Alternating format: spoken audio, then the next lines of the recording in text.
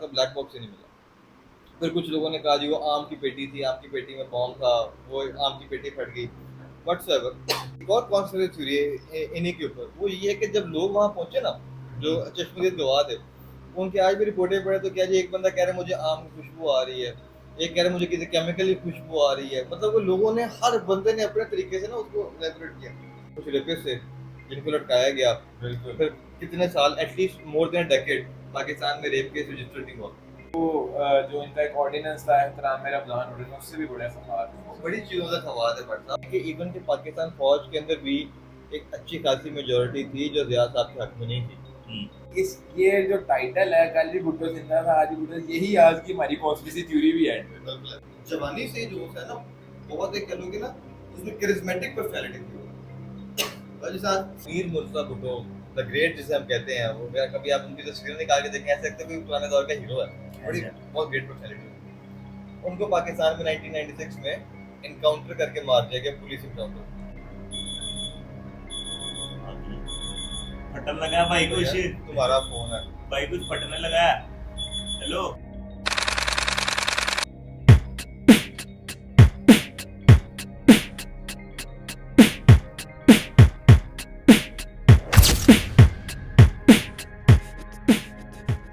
अच्छा, जिस तरह हमने पहली थ्योरी में हमने डिस्कशन की थी कि क्या क्या पॉसिबिलिटीज हो सकती हैं, कौन कौन इन्वॉल्व हो सकता है, तो इस पे भी अगर हम नजर डालें तो फैमिली के बारे में क्या क्या पॉसिबिलिटीज हो सकती हैं, सारी जो भी, और कौन कौन इन्वॉल्व हो सकता है इसमें।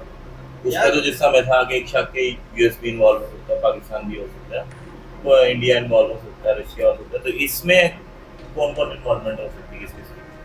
भाई इसके अंदर तो ना, इनके भुट्टो साहब के दुश्मन है ना, इनकी लिस्ट बहुत लंबी है।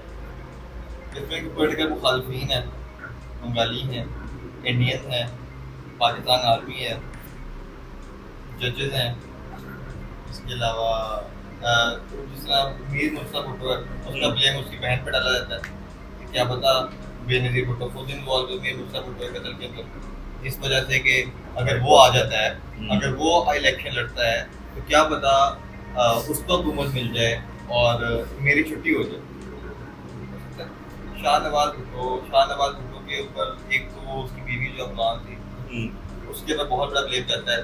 तो उसने क्लियर कर दिया जो भी था, लेकिन उससे क्लेम जाता है कि उसने किया हो सकता है, पाकिस्तान गवर्नमेंट ने किया हो सकता है, क्योंकि इन्होंने एक माशाल्लाह हथियारा भी हाईजैक किया था दोनों भाई मिलकर। वो एक लंबी थ्योरी है, लोग पढ़ सकते हैं, बताने की शायद लोगों को पता भी होती है हाईजैक करनी, तो हाँ गूगल कर सकते हैं। तो उनकी लंबी चौड़ी दुश्मनों की लिस्ट थी, कोई भी हो सकता है, लिटरली कोई भी, इंक्लूडिंग ज़ियाउल हक भी। अच्छा, ज़ियाउल हक एक बहुत कह लो कि एक मेजर कैरेक्टर है असोसिएशन के अंदर, हो सकता है। ये तो हमने दो चीजें डिस्कस कर ली, एक हमने ज़ियाउल हक का और भुट्टो फैमिली का, तो अब इससे आगे चलते हैं। तीसरी थ्योरी हमारे पास यहाँ पे जो है कि द एलियंस ऑफ बलूचिस्तान।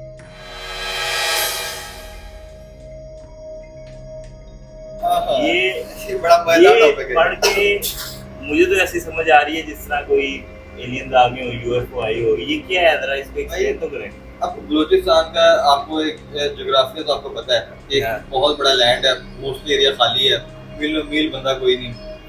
तो अब ऑब्वियस सी बात है, इतना तनहा एरिया हो और उसके बाद थ्योरीज ना बने, पॉसिबल नहीं। सही है। अब इन थ्योरीज का ऑन रिकॉर्ड, ऑफ रिकॉर्ड तो मुझे नहीं पता, लोग कहानी लोग क्या क्या सुनाते होंगे, ऑन रिकॉर्ड स्टार्ट होता है 1990 से।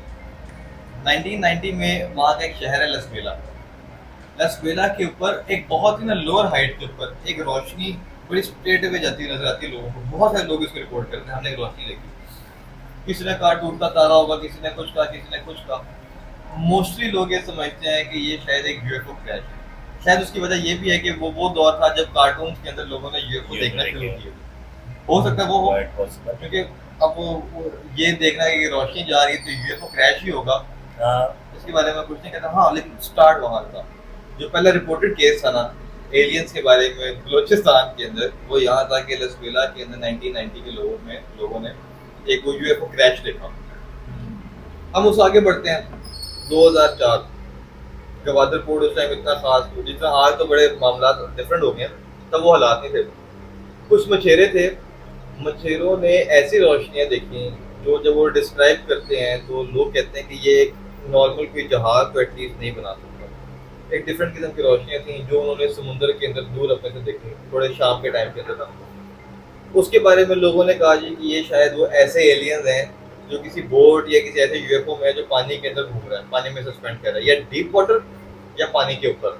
ठीक है। तो ये 2004 में गवादर में एक वाकया बड़ा मशहूर भी हुआ, तो बड़ा कोर्ट भी किया गया, लेकिन एज यूजुअल जो होता है एक कॉन्स्पिरेसी थ्योरी आती है कुछ तो लोग ज़हन में रखते हैं तो लोग भूल जाते हैं। नहीं तो ये क्या मछेरे जो थे वो एक्वामैन से इंस्पायर्ड थे क्या था कि पानी के अंदर होगा या बाहर होगा? मेरे ये ख्याल क्या? 2004 में तो एक्वामैन भी नहीं आई होगी, मुझे ये नहीं पता उसका पहला पार्ट कब आया था। कार्टून में कॉमिक्स शायद वगैरह था। तो नहीं, लेकिन ये वैसे पाकिस्तानियों ने डिस्कवर किया कि एलियंस जो है वो समंदर के अंदर भी रहते हैं। पाकिस्तान के बाहर किसी ने डिस्कवर की ये बात? पाकिस्तान के बाहर तो आपको पता क्योंकि है मैं मेरे सामने नासा की बात सुन के तो भाई अपने नासा सर्वर उड़ा के दिया। तमाम थ्योरीज पाकिस्तान से निकलती हैं और पाकिस्तान में स्पेसिफिक बलूचिस्तान से।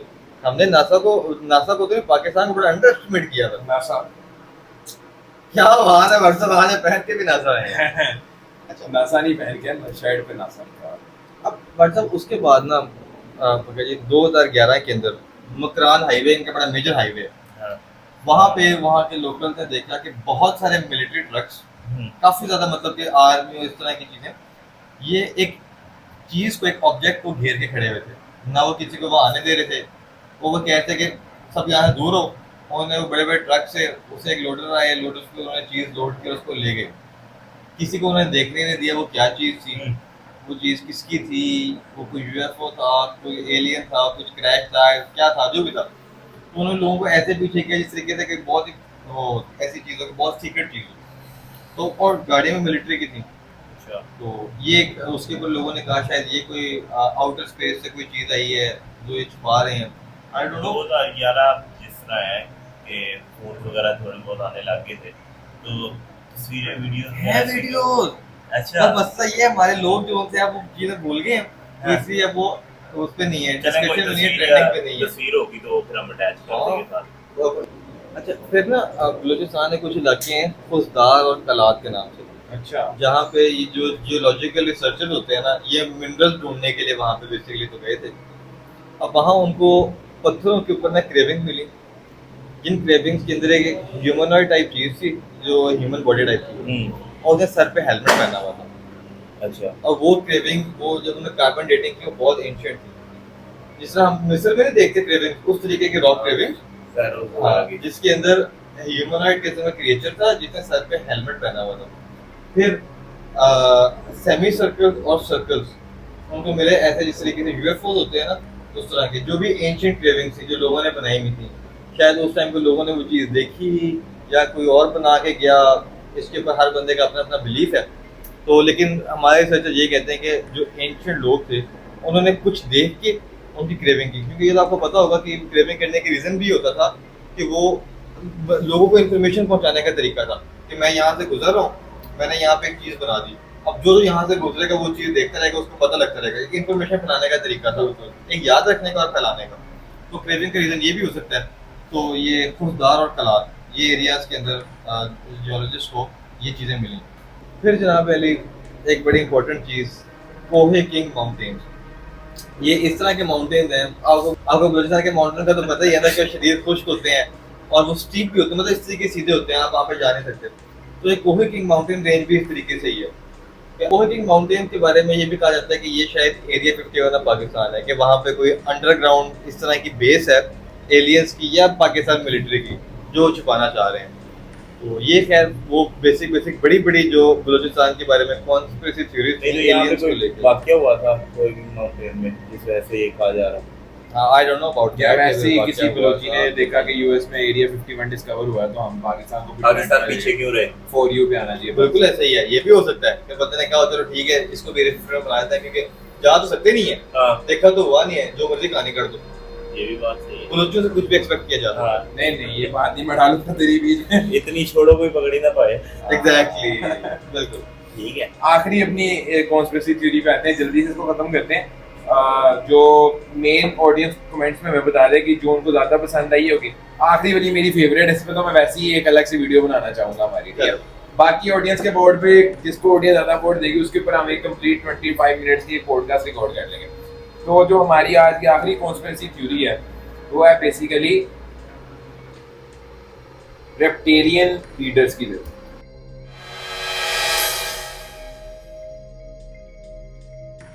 अच्छा, जो कि आजकल यूट्यूब पे आपको अक्सर नजर आ रहा होगा सिम्पसन।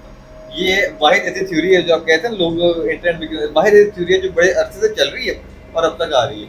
ये शायद अगर मैं इसको बैकएंड पे जाऊं तो 1970s के अंदर एक ना यूके का राइटर था, नाम मेरे ज़हन में नहीं है, मैं व्हाट्सएप को बताऊंगा, वो कोट कर देंगे वीडियो के अंदर। नाम मेरे ज़हन में नहीं है, आप गूगल कर लें। नहीं गूगल नहीं, हम आपको वीडियो में बताएंगे।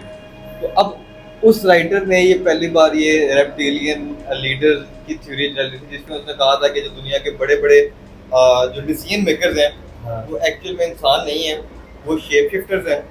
और वो रेप्टाइल्स हैं जो जिस तरह गिरगिट होता है रंग बदलता है, वैसे कोई ऐसा रेप्टाइल है जो शेप शिफ्टर है और वो आके जनाब वाली सारे जो डिसीजन मेकिंग जो होते हैं करें।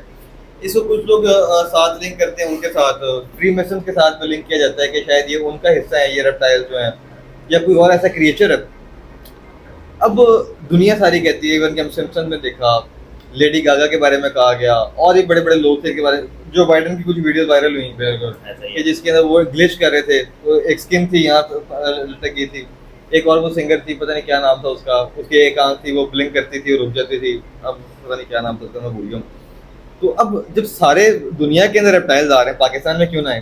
सोचने की बात है, बनता है पाकिस्तान में भी होना चाहिए। किसी चीज में पीछे थोड़ी है। अब हमने क्या किया, हमने पाकिस्तान के अंदर वो जो बड़े बड़े लीडर्स जो थोड़े अननेचुरल थे, हाँ। हमारे पाकिस्तानियों ने उनको रेप्टाइल्स बना दिया। ये इससे मैं आगे थोड़ी सी बात करना चाहूँगा, सॉरी, अननेचुरल एक्सप्लेन कीजिएगा जरा। ये देखो ना, अब जिस तरह मैं जिन लीडर्स की मैं बात करने लगा हूँ, अब उन लीडर में पहली बात हम करते हैं ज़िया साहब की, कि वो आए, उन्होंने 11 साल पाकिस्तान पर डिक्टेटर हुकूमत की, कौम को दबा के रखा। जब तक वो थे कोई बंदा ज़िया के खिलाफ बोल नहीं सका, बड़ा स्ट्रॉन्ग लीडर था। बिल्कुल ऐसे। तो वो जो अननेचुरल हो गया, यहाँ से स्ट्रॉन्ग लीडर पाकिस्तान के अंदर, वो भी 11 साल चल जाए, हम तो 3 साल बाद किसी को बर्दाश्त नहीं करते। तो पहला हमारा जो रेप्टाइल लीडर ज़िया साहब, दूसरा ये जो हमारे वो भी जर्नैल ही हैं आर्मी के, आर्मी वाले बड़े आ रहे हैं आज, जनरल परवेज मुशर्रफ। अच्छा, परवेज मुशर्रफ को बेसिकली रेप्टाइल कहना तो नहीं चाहिए, लेकिन उसे कहते ही इस वजह से हैं कि भाई उस बंदे ने इतने कमाल डिसीजन दिए मिलिट्री के। एसएसजी में थे वो, क्या कहते हैं, आपकी कारगिल वॉर आपके सबके सामने ही है, किस तरीके से उन्हें लड़ी। फिर टिल डेथ जितनी प्रेस कॉन्फ्रेंस हैं, शायद ही कोई एक प्रेस कॉन्फ्रेंस होगी जिसमें वो बंदा डगमगाया होगा। हालांकि उसको मुल्क का गद्दार बना दिया, उसको जिला वतन कर दिया, सारा कुछ था, लेकिन उस बंदे को कोई झुका नहीं सका। इतना शार्प माइंड यार कि आप किसी एक सवाल में नहीं फंस रहे, और फ्लो के अंदर। जैसे मेरे से कोई सवाल पूछ रहे मुझे आता भी तो मैं एक बार शायद सोचूंगा, अटकूंगा नहीं भाई, सवाल के फ्लो में जवाब। मतलब कि अल्लाह ताला की तरफ से हुनर था, लेकिन हम पाकिस्तानी हुनर को हुनर तो कहेंगे नहीं, हम कहेंगे ये भी रेप्टाइल है, ये कोई इस तरह का मामला है। यहूदी साजिश है पीछे, यहूदी नहीं, ये आउट ऑफ द अर्थ, वहां हमारे यहाँ पे वो रेप्टाइल वगैरह को यही कहते हैं ना, जो कोई हो खलाई मखलूक, खलाई मखलूक, डीप पॉकेट्स। फिर भुट्टो फैमिली। अब भुट्टो फैमिली के बारे में लोग ये कहते हैं कि शायद इनकी जो रेप्टेलियन थ्योरी है ना, ये लीक हो गई थी, लोगों को पता लग गया था, तो और वो कुछ ऐसा इकदाम करने लगे थे जो मुल्क के लिए बड़ा खतरनाक था, तो जनाब सारे भुट्टो खानदान को मारना पड़ा। लेकिन खैर बिलावल और उनकी 2 बहनें अभी तक जिंदा हैं, अल्लाह पाक उनको सलामत रखे। नहीं, मैं ये नहीं कहता कि वो अल्लाह माफ करे कि वो उनके ऊपर हमला हो, लेकिन अगर उनके बाबा-दाद रेप्टाइल्स थे तो उनको भी रेप्टाइल होना चाहिए, सोचने की बात है ना। तो आई डोंट नो उनके पे क्या साइंस है क्या नहीं है, लेकिन भुट्टो फैमिली को भी वजन करते हैं कि ये नेचुरल नहीं थे, कोई सुपर नेचुरल चीज़ इनके साथ मुंसलिक थी, या सुपर नेचुरल दुश्मन थे, या कोई सुपर नेचुरल ये खुद थे, कुछ था। तो चलें इस टॉपिक को आज इतने क्लोज करते हैं। हमने 4 थ्योरीज जो हैं एक्सप्लेन की, तो छोटी छोटी करके, और ये सिम्पसन थ्योरी जो है इसके ऊपर हम एक कंप्लीट पॉडकास्ट बनाएंगे इंशाल्लाह। मुझे खुद बहुत पसंद है, मैंने यूट्यूब पे बहुत ज़्यादा यूट्यूबर्स की इसमें कॉन्स्पिरेसी थ्योरीज भी देखी हैं, और पूरी 2-2 घंटे वाली पॉडकास्टें भी देखी हैं। हम तो खैर छोटी बना रहे हैं पॉडकास्टें। और दूसरा, हमारी ऑडियंस नीचे कमेंट के अंदर हमें बताएगी, तो वो जिसका कहेंगे उस थ्योरी को पूरा रिसर्च करके हाँ। पूरी एक पॉडकास्ट बनाएंगे, या फिर अगर इनको भी किसी ऐसी थ्योरी का पता है जो हमें नहीं पता, हाँ ठीक है, जो कि बहुत आज चांस है कि आपको हमसे ज्यादा ही पता है, हमें इतना सब कुछ नहीं पता। एक थ्योरी है, मैं आज देखिए कर देता हूँ, अगर हमारी ऑडियंस चाहेगी उसमें हम वीडियो बना देंगे। वो थ्योरी इस्लामाबाद के बारे में, इस्लामाबाद का जो पूरा मैप है ना, अब आपको तो पता है 1960 में वो तैयार किया गया था। सही है। अब उस Land मैप, theory। हाँ उस मैप के बारे में ये है कि जी कुछ उनके एरियाज हैं जहाँ पे वो एरिया अगर ऊपर से देखें सैटेलाइट से, वो पिरामिड लग रहे हैं, कुछ एरिया आपको आंख लग रही है। इस तरह इनके गवर्नमेंट के ऑफिशियल बहुत सारे दफ्तर हैं जहाँ पे सुप्रीम Red कोर्ट area। भी है, जहाँ सुप्रीम कोर्ट भी है। तो उसके बारे में कहते हैं कि जो एक ऐसी आंख है कि जो मतलब एक ऐसा लगता है कि वो सारा कोई देख रही है वो, और उसका जो सेंटर है ना वो सुप्रीम कोर्ट ऑफ पाकिस्तान है। इस्लामाबाद मैप के बारे में ये है कि वो जनाब की एल्यूमिनाटी साजिश है कि पता नहीं उन्होंने डिजाइन किया हुआ है। तो ये थ्योरी है, अगर हमारी ऑडियंस कहेगी तो हम तस्वीरें और वो एरिया सारा कुछ उनको बता देंगे, उस पर वीडियो बना देंगे। ठीक है, तो तब तक के लिए हम आप लोगों से इजाजत मांगते हैं। मतलब एक आखिरी वीडियो एंड करने से पहले ना, हम इनमें से कोई थ्योरी नहीं मानते, ये जस्ट फॉर एंटरटेनमेंट पर्पस था। लोगों की सुनी सुनाई बातें हमने आपसे कुछ चाहिए, इनके हर चीज़ के पीछे एक रियलिटी है, हम उस रियलिटी को तस्लीम करते हैं, प्रैक्टिकल लोग हैं, बिल्कुल ऐसा ही है। बिल्कुल ऐसा। हम इन थ्योरीज को नहीं मानते। बिल्कुल ऐसा है। ये जितनी सारी बातें हुई हैं, मैंने की, हमजा ने की, हमार ने की, ये सारी की सारी हम नहीं कहते, ये एक्सपर्ट्स कहते हैं और बाबा जी कहते हैं, बाबा जी चैट जीपीटी को कहते हैं।